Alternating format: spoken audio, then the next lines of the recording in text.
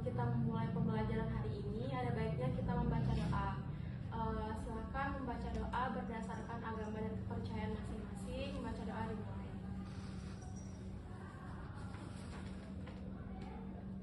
Selesai. Oke, anak-anak sekalian, apa kabar semuanya? Baik, Bu. Oke, coba. Kalau ibu tanya apa kabar semuanya, jawabannya alhamdulillah, luar biasa, siap belajar. Oke? Oke, Bu. Apa kabar semuanya? Alhamdulillah, luar biasa, siap belajar. Oke. Siapa tadi yang tidak hadir? Adik Untuk membangkitkan semangat kita, yuk kita sama-sama nyanyi Garuda Pancasila dulu. Ya, berdiri semuanya. Oke, ayo Cynthia dipimpin teman-temannya. Teman-teman, mari kita menyanyikan lagu Garuda Pancasila bersama-sama. 1, 2, 3. Garuda Pancasila, akulah pendukungmu, patriot proklamasi, sedia berkorban untukmu. Pancasila dasar negara, rakyat adil makmur sentosa, pribadi bangsaku. Ayo maju, maju, ayo maju, maju, ayo maju, maju. Oke, ya silakan duduk kembali. Nah, sebelum memulai pembelajaran hari ini, Ibu akan membagikan beberapa pertanyaan. Silahkan kalian isi terlebih dahulu ya. Iya, Bu.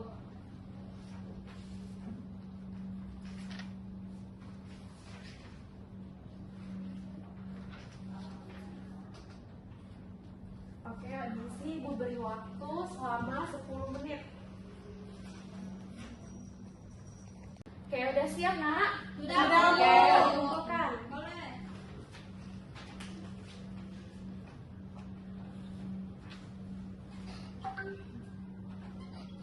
Oke, sekarang kita belajar tentang sel. Sebelumnya ada yang udah pernah dengar kata sel? Atau ada yang udah pernah tahu?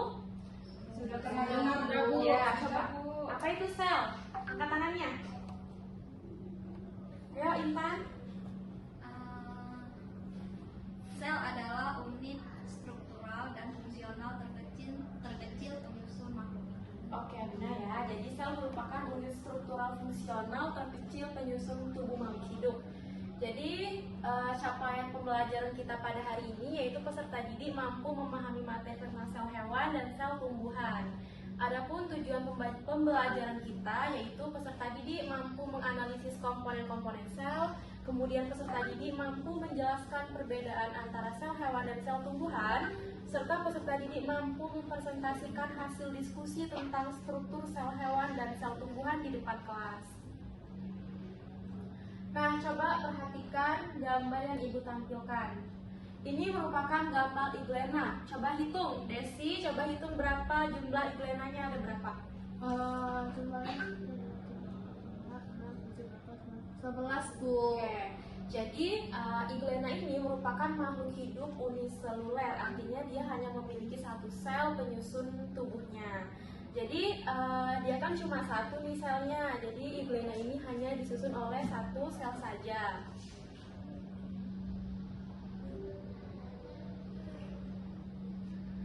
Oke, bisa dilihat ya. Untuk pengertian lengkapnya, sel itu merupakan unit struktural dan fungsional terkecil dari tubuh makhluk hidup. Kemudian makhluk hidup kan dibagi menjadi manusia, hewan, dan tumbuhan. Jadi seluruh tubuh makhluk hidup, baik itu manusia, hewan, dan tumbuhan, itu semuanya tersusun atas sel. Begitu juga untuk mikroorganisme seperti jamur maupun bakteri. Nah, sel itu ukurannya sangat kecil, kemudian jumlahnya itu jutaan bahkan hingga miliaran. Jadi sel dalam tubuh kita itu saling bekerja sama untuk membantu aktivitas tubuh. Nah, sekarang Ibu tampilkan beberapa tarian dari daerah di Indonesia. Coba Intan, ini dari daerah mana nih? Sumatera Barat, Bu. Oke. Erin dari mana ini? Dari Aceh, Bu. Oke, Desi dari mana ini? Tari kaca? Dari Bali, Bu. Oke, coba apakah hubungannya antara pembelajaran sel dengan tarian yang Ibu tampilkan? Nggak tahu, Bu. Oke, jadi, nah coba kita perhatikan sama-sama ya. Dalam tarian ini kan dia berkelompok nih. Nah, masing-masing anggota kelompok ini mereka itu harus kompak agar tarian itu terlihat indah. Mereka harus bergerak bersama-sama, seirama gitu. Begitu juga dengan fungsi sel dalam tubuh kita. Nah, tubuh kita kan terdiri dari banyak sel. Nah, sel itu harus saling bekerja sama agar tubuh kita itu dapat beraktivitas dengan baik. Oke, bisa dimengerti ya pengintegrasiannya dengan tarian? Coba aja kita misalkan dalam tari piring ini ada 8 anggota. Coba salah satu anggotanya tidak bisa memperagakan gerakannya, otomatis tariannya tidak terlihat indah kan? Iya, Bu. Oke. Sekarang Ibu akan menjelaskan mengenai jumlah dan ukuran sel. Jadi sel itu dibedakan menjadi 2. Yang pertama, organisme bersel 1 atau uniseluler, dan organisme bersel banyak atau multiseluler. Contoh uniseluler apa? Kai? Bakteri, Bu. Kalau multiseluler? Manusia. Tumbuhan. Nah, sekarang Ibu tampilkan perbedaan antara sel hewan dan sel tumbuhan. Ternyata meskipun sel itu ukurannya sangat kecil, di dalamnya itu terdapat organel-organel sel yang saling bekerja sama. Seperti pada sel hewan ini terdapat organel-organel, misalnya ada inti sel, ada ribosom, lisosom, dan juga ada retikulum endoplasma. Begitu juga dengan sel tumbuhan, misalnya di dalamnya ada vakuola, plastida, kloroplas, dan kromoplas. Nah, masing-masing organel sel tadi, mereka itu saling bekerja sama untuk mendukung fungsi sel agar sel itu bisa bekerja dengan baik. Seperti halnya pada rendang. Nah, apakah hubungannya? Rendang ini merupakan makanan khas dari Sumatera Barat. Rendang ini agar bisa menjadi rendang, tentunya ada komposisi ataupun bahan-bahan yang saling bekerja sama ataupun saling disatukan agar bisa menjadi rendang. Misalnya dalam rendang ini ada daging, ada rempah-rempah, ada kelapa. Nah, misalkan salah satu bahan dari rendang ini tidak ada, mungkin bisa terjadi rendang namun tidak sempurna rasanya. Begitu juga lah dengan organel-organel sel. Jadi apabila salah satu dari organel sel tadi tidak bekerja sama dan tidak bisa bekerja dengan baik, maka akan mengganggu fungsi sel. Kayak bisa dimengerti ya? Bisa. Kemudian untuk ini pengintegrasian yang kedua ada sate padang sama asam oren. Ini makanan dari mana? Sumatera. Coba Cynthia jelaskan apa hubungannya antara sate padang dengan organel-organel sel tadi. Sama Bu, seperti halnya kayak rendang tadi Bu. Kalau membuat sate padang itu kan dibutuhkan juga bahan-bahan agar satenya bisa enak.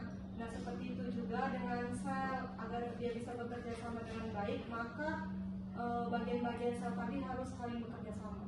Oke, udah tepat, sudah bagus ya jawabannya. Jadi Ibu kuatkan kembali. Misalnya pada sate padang ini kan ada berbagai bahan-bahan, misalnya lontong, ada cabai, ada daging. Nah, mereka kan saling bekerja sama untuk membentuk si sate padang tadi agar rasanya enak.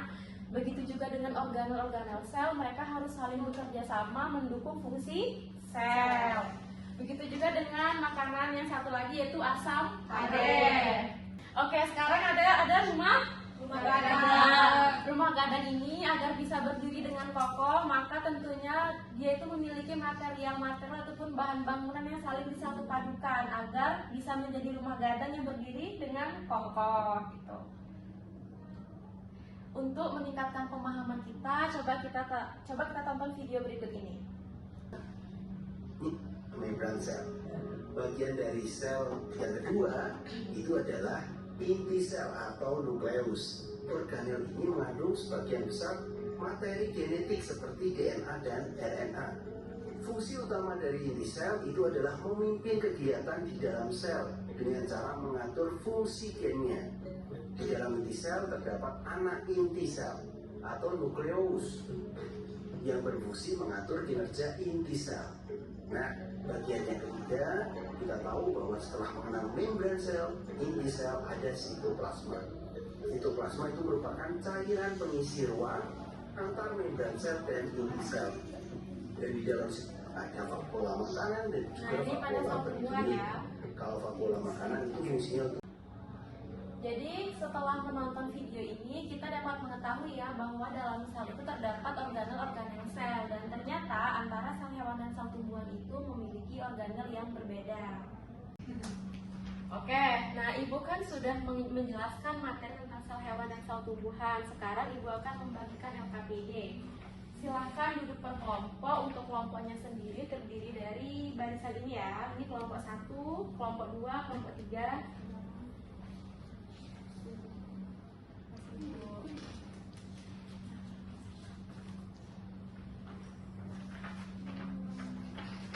Kami duduknya pindah ya Bu. Ya, silakan ya. Duduknya berkelompok.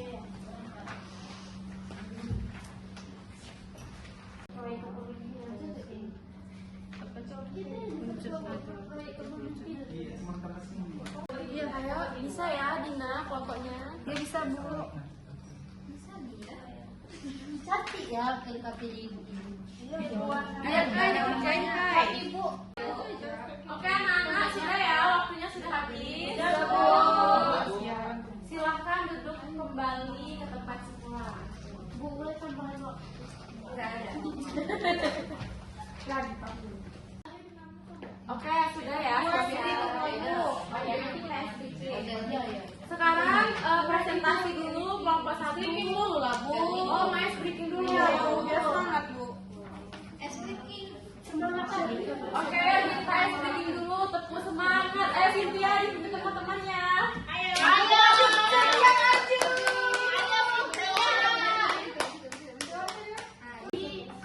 Teman-teman, ayo kita sama-sama speaking ya, yang semangat ya. Iya.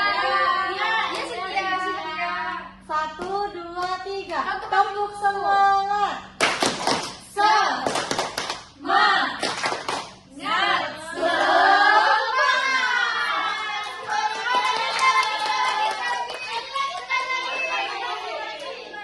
Sekali lagi teman-teman. Tepuk semangat.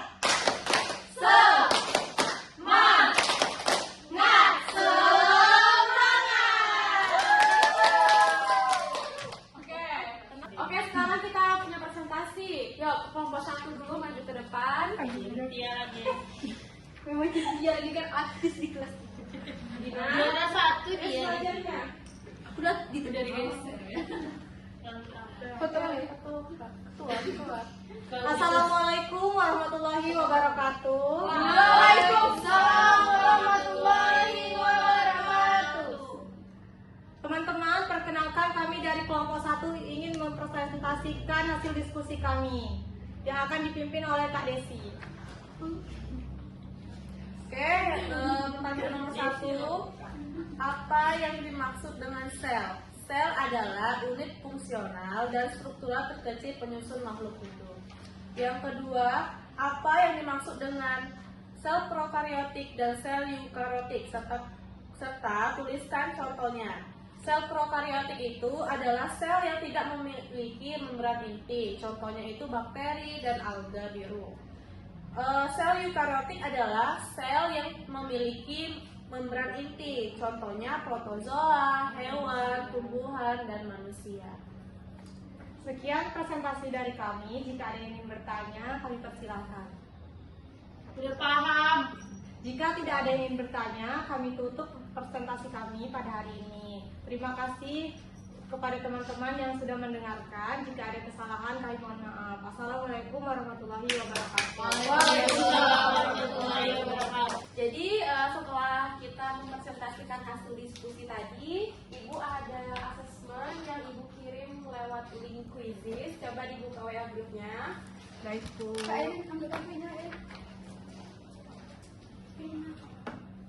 Oke, coba dikerjakan dulu ya asesmennya.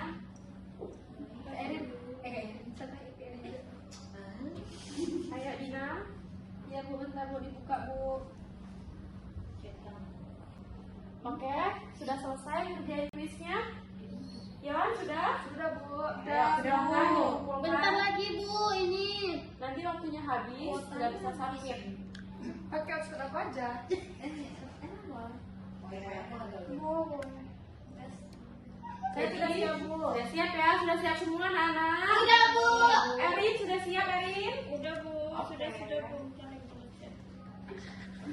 Jadi kesimpulan pada pembelajaran kita hari ini, coba salah satu menyimpulkan. Ada sih simpulkan pembelajaran hari ini. Pembelajaran pada hari ini kita mempelajari tentang sel.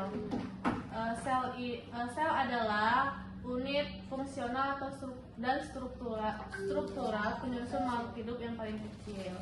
Kemudian sel itu ada terbagi menjadi dua berdasarkan ada tidaknya membran sel, ada sel prokariotik dan eukariotik. Sel prokariotik itu sel yang tidak memiliki membran inti. Sel eukariotik sel yang memiliki membran inti. Contoh dari sel prokariotik itu bakteri, sel eukariotik itu hewan, tumbuhan dan manusia. Oke, jadi benar ya, sudah tepat jawabannya. Jadi kita hari ini mempelajari tentang sel, di mana sel merupakan unit struktural fungsional terkecil penyusun tubuh makhluk hidup. Nah, seperti yang kita ketahui tadi bahwa sel itu memiliki jumlah yang sangat banyak, jutaan bahkan hingga miliaran. Jadi tubuh kita itu tersusun atas sel yang saling bekerja sama, layaknya seperti tarian piring, tarian sama, dan tarian kecak tadi. Kemudian sel juga memiliki bagian-bagian ataupun organ-organ yang saling bekerja sama agar bisa mendukung fungsinya dalam mengatur aktivitas tubuh. Oke, Ibu rasa cukup sekian untuk materi kita pada hari ini. Sebelum kita menutup pembelajaran pada hari ini, apakah ada yang ingin bertanya terlebih dahulu? Apakah ada yang belum mengerti? Sudah, Bu. Sudah paham. Oke, ya, sebelum kita menutup pembelajaran hari ini, kita berdoa dulu. Berdoa menurut agama dan kepercayaan masing-masing. Berdoa dimulai.